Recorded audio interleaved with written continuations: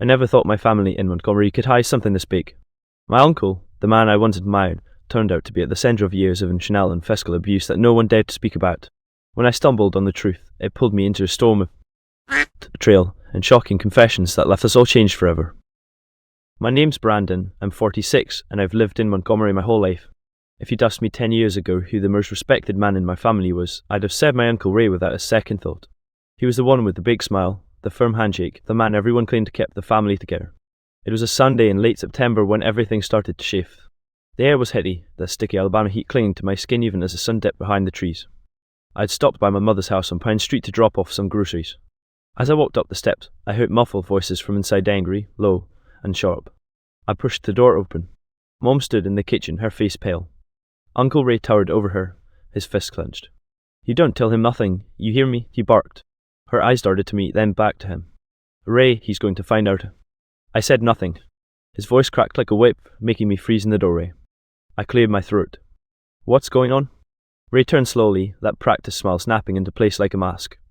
"Just a family disagreement, Brendan. Nothing for you to worry about." But my mother's trembling hands told a different story.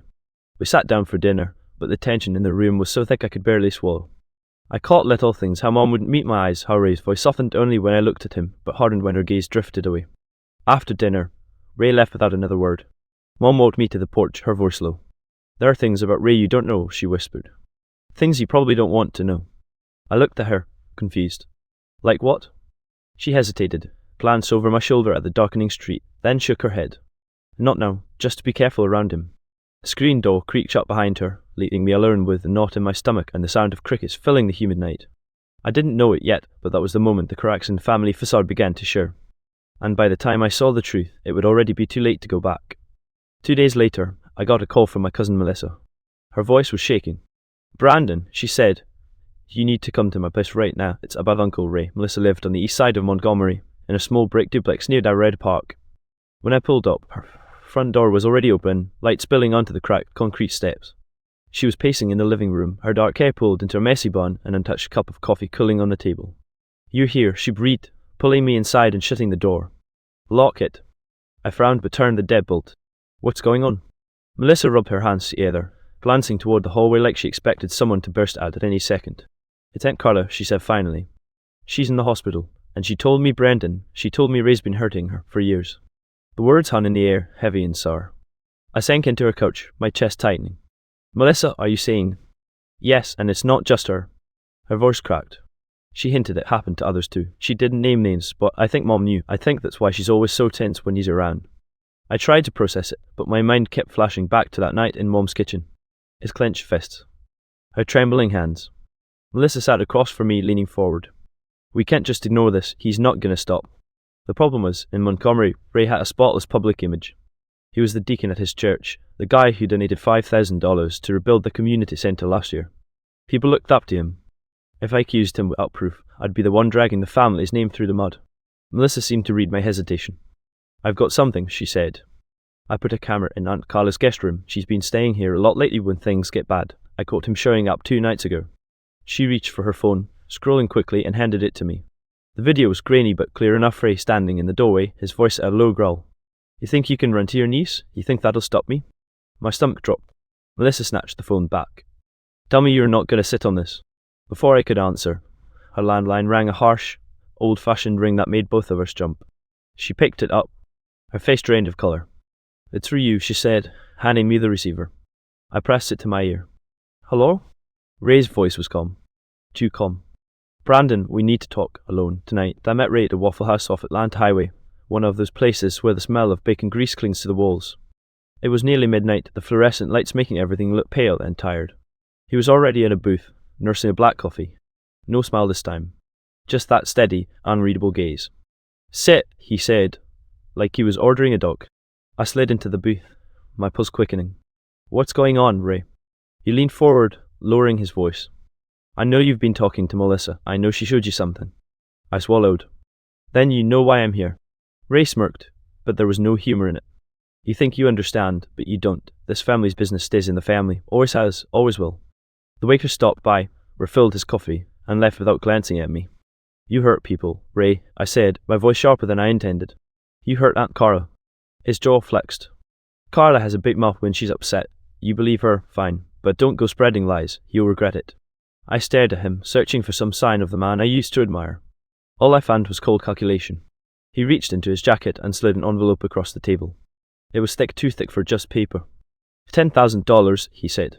You walk away. You tell Melissa to drop it. We all move on. I didn't touch it. You're trying to buy me off? Call it what you want, but think about your mother, about how this will destroy her if you make it public. That last part hit like a punch. My mum, her whole life tied up in this city, her church, her friends.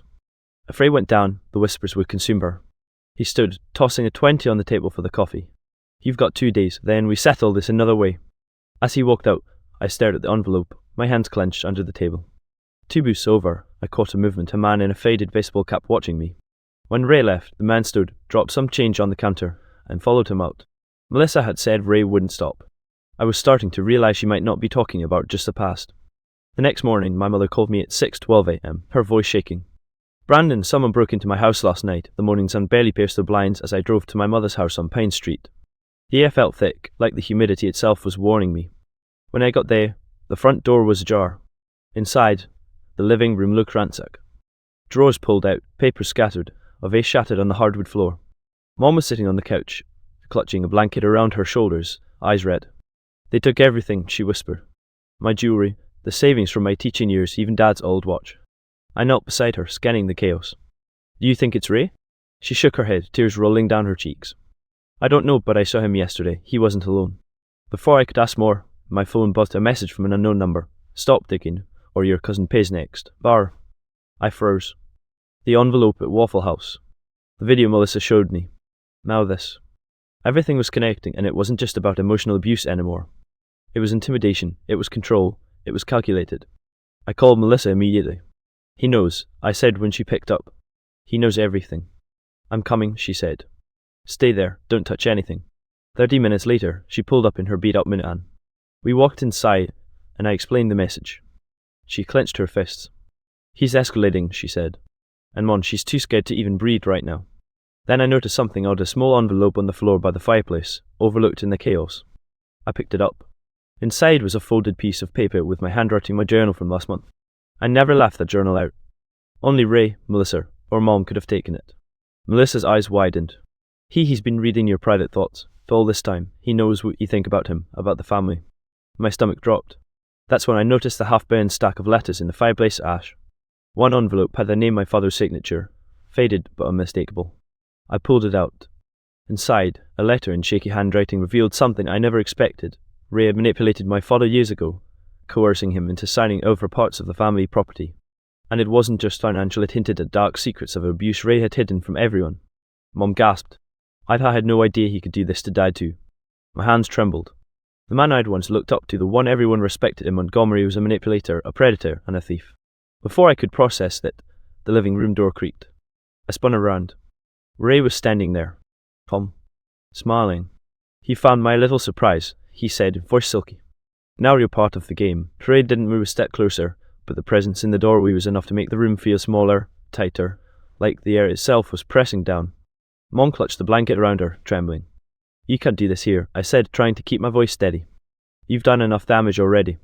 He tilted his head. Enough damage, Brendan. You don't even understand the half of it. Your cousin, your mother, they all owe me. They just don't know it yet. Melissa stepped forward, fury in her eyes. Brandon told you nothing about the video? You think you can intimidate us with that nonsense? Ray chuckled softly, but it didn't reach his eyes. Nonsense. You think I let cameras slide by? I know every move you make, every step you take to undo me is entertaining. My hands shook as I clenched them into fists. I had spent nights thinking about confronting him, planning it, imagining the moral high ground, but seeing him like this, so cold and unrepentant, made my heart pound in my ears. I'm calling the police, I said. I try it, he said, voice dropping to a deadly whisper. And your cousin's little life savings disappears before you even hang up. Your mother's house burns down while you wait for help. 2 days ago, you were offered a choice. Now choices are gone. Melissa grabbed my arm. We can't stay here. He's planning something worse. We ran out the back door, the humid Montgomery morning hitting our faces. My mother followed, too afraid to think straight but desperate to get away. We piled into Melissa's minivan, tires squealing as we turned onto Dorada Park Road. I tried to call the police from my cell, but every line went straight to voicemail. Ray had control over the neighborhood directly or indirectly. That's when Melissa's phone buzzed again. A text from an unknown number. Look outside. You'll see why your father's warnings mattered. I froze. We glanced out the windshield. Across the street, my father's old Ford pickup sat idling. At first, it seemed normal. Then I noticed the movement inside a man with a baseball cap hunch rifling through the glove compartment. My stomach churned. Who was that? Melissa swallowed hard. I think it's him, Ray. And then the engine roared. The truck lurched forward, aiming straight at our van. I slammed my foot on the brake, but the tyre skidded on the wet asphalt. The collision was inevitable. Glass shattered. Heart-stopping screeches filled the air. And just as I braced for the impact, a figure jumped out of the truck. The figure that leapt from the truck was not Ray. It was my uncle's neighbour, Mr. Jenkins, the retired cop who lived 2 houses down. He had a shotgun in his hands, pointing it directly at the truck. Ray skidded to a halt, muttering under his breath, "You little."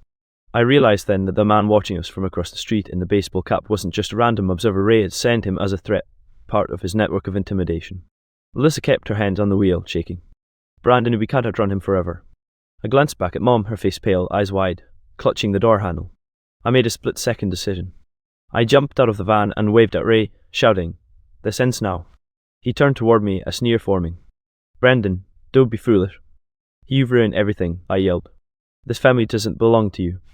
In that moment, something inside me snapped. Years of buried anger, fear, and helplessness boiled over. I charged at him. He swung, but I dodged, and he stumbled backward. Mr. Jenkins shouted for him to freeze, waving the shotgun. Then the phone rang, my mother's old flip phone, still in her hand. She answered hesitantly.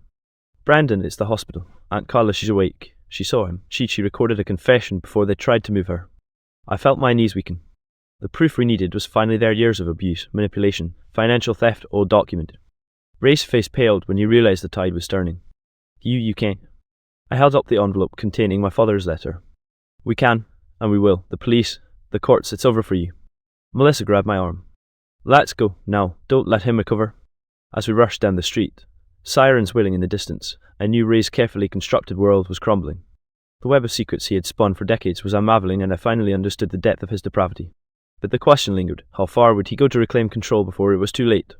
Then I saw the minivan in my rearview mirror, Ray's truck, engines roaring again, this time heading straight for the hospital where Aunt Carla lay. We reached the hospital parking lot, tyres squealing as Melissa and I skidded to a halt. Mom stayed frozen in the back seat, her hands pressed to her mouth, staring at the approaching truck. But before it could reach us, a squad of police cars turned the corner, lights flashing. Officers jumped out, weapons drawn. Ray's truck slammed on the brakes, skidding to a halt just short of our van. He stepped out slowly, hands raised, eyes wild but calculating. "Brandon," he hissed, "you think this ends here?" I stepped out of the van, holding my father's letter and Aunt Carla's recorded confession. "It does. Everything you've done, all the abuse, all the threats, it's over. You're done." He laughed, but it was hollow. The officers cuffed him, reading his rights. His eyes darted to Mom, to Melissa, to me, pleading, threatening but powerless.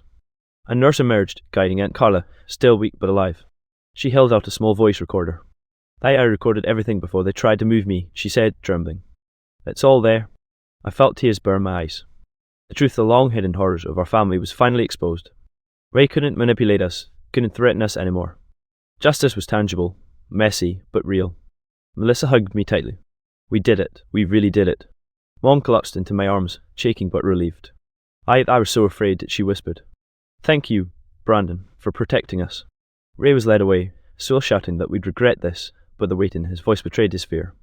The Montgomery streets that had long sheltered his secrets now rang with the sound of consequences catching up to him. Later, in the quiet of my mother's living room, I counted the losses, money gone, furniture ruined, years of emotional damage, but also the victories. Truth, exposure, survival. And for the first time in decades, I felt the suffocating tension lift. The family could breathe again, even as scars remained. I looked at my mom, Melissa, and Aunt Carla. "We rebuild," I said quietly. "We take back our lives, one step at a time." Outside, Montgomery glowed in the late afternoon sun, indifferent to the drama that had unfolded. Yet somehow, in its streets and houses, justice had finally left its mark. The man who had terrorized us for decades was gone from our lives, and though the journey ahead would be long, for the first time, hope felt real.